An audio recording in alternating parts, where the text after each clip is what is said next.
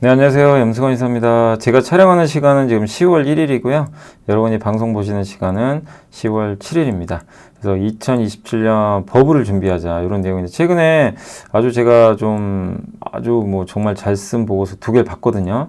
그거 참고해서 아주 간략하게 정말 긴 보고서인데 그냥 핵심만 제가 어쨌든 이제 잘하는 것 중에 하나가 그거니까 잘 요약하는 거잖아요. 그래서 한번 요약해봤으니까 한번 잘 들어주시면 좋겠습니다. 자, 지금 시장 보시면 증시의 상승 동력 이런 거거든요. 금리나 정부 지출 확대, 그 다음에 M7의 엄청난 IT 투자, AI, 그리고 이재명 대통령의 코스피 5천, 상법 개정, 배당 분리가세, MSCI 선진지수 편입도 하려고 하고 있고, 거기다가 재정 지출 확대하고, 그 다음에 D램 재고가 저렇게 낮아요. D램 재고가 3주밖에 없대요. 재고 낮으면 반도체 가격이 오르니까 반도체 기업들 실적 좋고 주가 오르겠죠. 예. 근데 우리나라는 반도체가 비중이 30%, 코스피 200은 그냥 반도체예요. 그러니까 이런 조건들이 지금 다 위를 가리키고 있기 때문에 증시 상승은 충분히 꾸준히 이어질 수 있다 이렇게 좀 보고 있고, 다만 이제 너무 올랐잖아요 단기간. 그래서 좀 쉴 수 있다는 정도는 염두에 두시면 되겠습니다. 근데 이제 우리가 생각할 거 이제 이런 고민들을 하시죠. 그냥 이 얘기가 많아요. 버블이 진짜 오는 거야? 버블 오는 거 맞아? 예, 요거는 제 얼굴을 좀 잘 가리니까 일단 좀 제 얼굴을 좀 빼도록 하겠습니다. 그러니까 이거죠. 진짜 버블 오는 건가? 예. 그래서 KB증권 이은택 연구원님, 신한투자증권의 김성환 연구원님의 자료를 제가 혼합해서 설명을 해드릴게요. 자, 버블이 일단 올까요, 안 올까요? 올 가능성이 저는 높다는 데 동일합니다. 예, 왜냐하면 버블이 오는 조건이 있어요. 여기 보시면 인터넷 시기, 그러니까 뭔가 역사적인 사건이 하나 생겨야 돼요. 큰 사건이, 기술혁명이나 이런 거. 근데 가장 비등한 예가 인터넷 혁명, 95년부터 인터넷 처음 나오고 5년 동안 그때 엄청나게 통신망 깔고 인프라 투자했죠. PC 이런 것들. 지금 어때요? AI 혁명이잖아요. 그리고 여기 코로나 때도 어쨌든 뭔가 쇼크가 났잖아요. 사건이. 그래서 버블 생기고. 그러니까 뭔가 사고가 터져요. 뭔가 사건이 터집니다. 근데 보통은 이제 기술혁명이라 그래요. 그래서 AI 혁명이 지금 3년째. 그러니까 아직 끝난 건 아니죠. 근데 경기가 생각보다 그렇게 좋진 않아요. 미국도 마찬가지. 근데 일부 업종은 실적이 엄청 좋아요. 근데 지금 AI만 좋은 거 아시죠? 똑같죠? 이때도 그랬거든요. 2000년 IT 버블 때도. 그 다음에 이제 금리가 낮아집니다. 뭔가 사건이 생겨서 금리를 낮춰버려요. 그래서 이때 1998년 러시아가 부도나가지고 한 미국의 퀀트 베이스의 자산운용사가 망해버렸어요. 난리가 났어요. 그래서 75bp 금리를 그냥 자이언트 컷이라 그래야 될까요? 그냥 확 잘라버렸어요. 그래서 이때 시장 이게 S&P 500입니다. 파란색이. 빨간색이 우리나라 증시예요. S&P가 훨씬 강했죠. 그러니 미국 증시 하시는 거죠, 다들. 근데 어쨌든 금리 낮추니까 뭐가 생깁니까? 물가가 오르죠. 그리고 버블이 생겨요. 팍 튑니다, 증시가. 그리고 나서 금리 올리고 끝나요. 여기도 무제한 양적 완화에서 이렇게 물가 탁 오르고 금리 올리고 끝. 2022년 전쟁 물가 폭등. 그러니까 여기서 의미하는 건 뭐냐면 결국엔 이런 그 버블이 형성된 다음에 그 버블이 터지고 이제 무너지는 그런 이제 과정들을 나타내는데, 이 역사를 왜 공부하냐면 거의 이대로 움직여요. 진짜 너무 신기해요.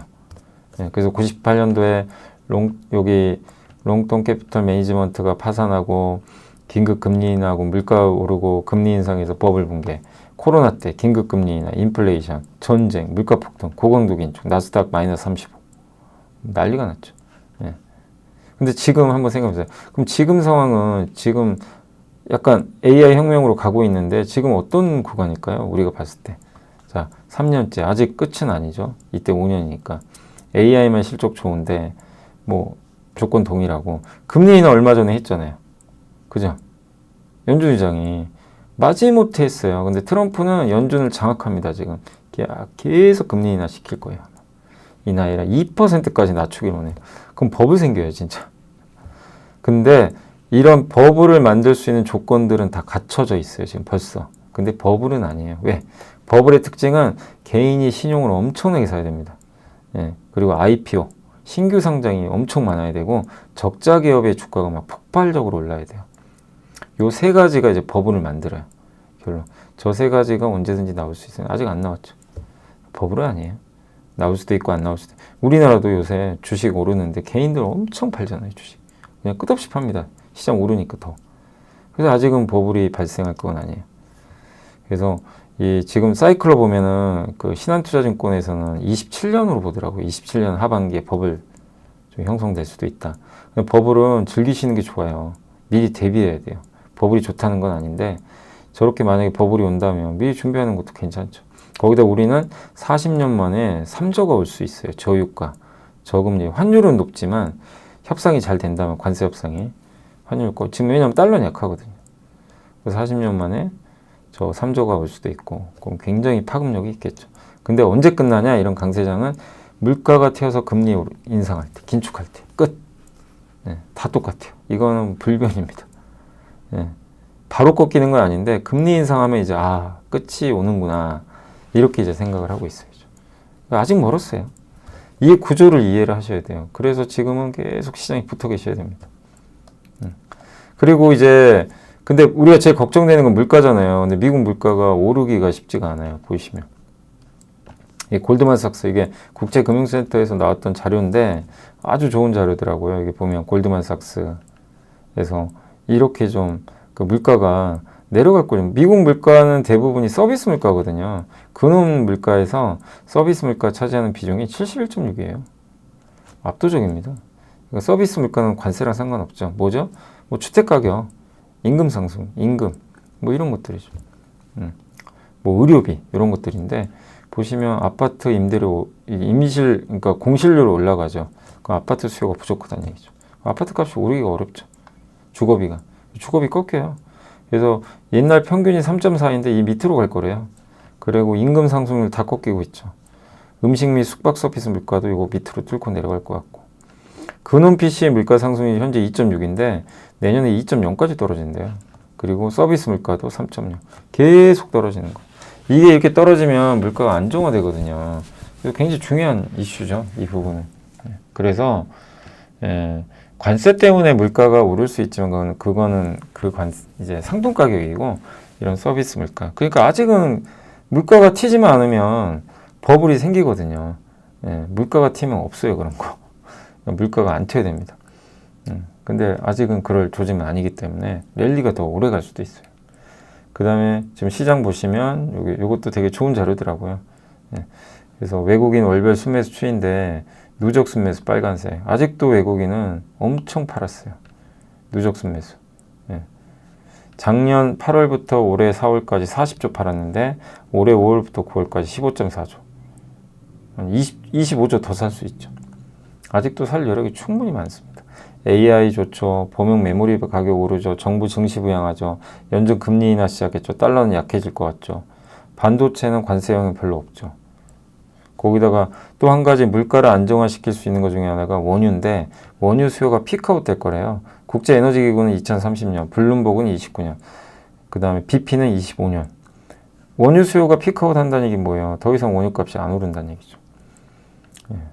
그죠? 수요는 이제 꺾인다는 얘기고 근데 공급은 늘잖아요. 생산량, 석유 수요 증가율, 수요는 꺾이고 증가율이 2030년 되면 피크아웃하고 그 다음에 이게 중국인데 수요 증가율 보이세요? 다 꺾여요. 수요는 꺾이고 공급은 증가하고 원유값이 안 오르는 건 상당히 국내 이 증시에는 뭐 긍정적일 수밖에 없는 거죠. 그래서 외국인이 더 살 수 있고 원유 수요가 또 피크아웃 한다는 거 이런 부분도 그러니까 우리가 매크로도 알아야 돼요. 이거 봐야 되는 이유 중에 하나가 이런 것 때문이죠. 그래서 가장 중요한 건 요겁니다. 요 그림을 꼭 좀 이해하시고 정말 이게 굉장히 긴 자료인데 한 페이지에 그냥 만들어 버린 거예요. 그러니까 단순하죠. 딱 직관적으로 이해되시죠?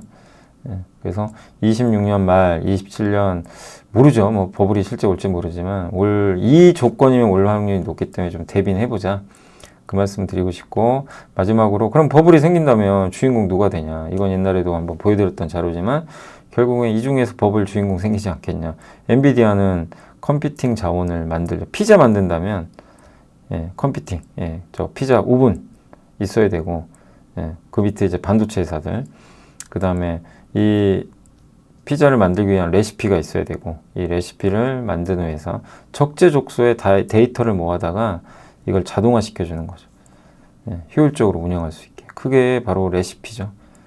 그래서 피자를 얼마 정도 굽고 얼마 정도의 그러니까 레시피니까 저기다 토마토를 얼마 넣고, 페페로니 얼마 넣고, 그 다음에 버섯 얼마 넣고, 이제 이런 것들이죠. 그런 것들에 대해서 이제 고민을 할 거고, 그래서 이걸 해주는 회사가 팔란티어고요. 주인공이 될 수밖에, 독점이에요, 거의. 삼성 SDIS랑 네이버가 좀 비슷한 사업을 하지만 뭐 아직 따라가기는 어렵고요. 팔란티어가 거의 전 세계 좀 독점적인 위치고, 마지막에 근데 저 피자 누가 만들어줘야죠. 만드는 사람은 누구죠? 테슬라죠. 테슬라. 왜? 로봇. 결과물이잖아요. AI의 결과물이 뭐죠? 피지컬 AI. 로봇 자율주행, 로봇 택시. 이런 것들이죠. 그래서 그걸 제일 잘하는 회사는 테슬라. 시간은 좀 걸리지만 여기가 이제 마지막이 되는 거죠. 애플 아이폰에 들어갈 거고, 메타는 선글라스. 이렇게 될 거고. 그 다음에 이제 한 가지가 이제 여기에 삼성이 들어가는 거죠. 이동, 노동, 생각의 자유화를 만드는 게 바로 이제 지금 하려는 게 테슬라인데, 요걸 하기 위한 칩을 누가 만들죠? 삼성. 그 삼성도 요 밸류체인에 딱 들어가게 되는 거죠. 여기 TSMC, 하이닉스, 삼성전자처럼. 그래서 버블의 주인공이 뭐 이 중에 될 수도 있고, 또 다른 데서 나올 수도 있고, 하나의 예시죠. 그래서 그런 버블의 주인공이 뭐가 될지. 근데 결국 AI잖아요. AI에서 계속 좀 찾아보는 전략이 좀 필요할 것 같습니다. 자, 그래서 오늘 이제 영상은 여기서 좀 마무리하도록 하겠고요. 또 연휴가 계속 이어지는데, 계속해서 푹 좀 쉬시면서 이렇게 좀 공부도 좀 일부 하시면 좋을 것 같습니다. 감사합니다.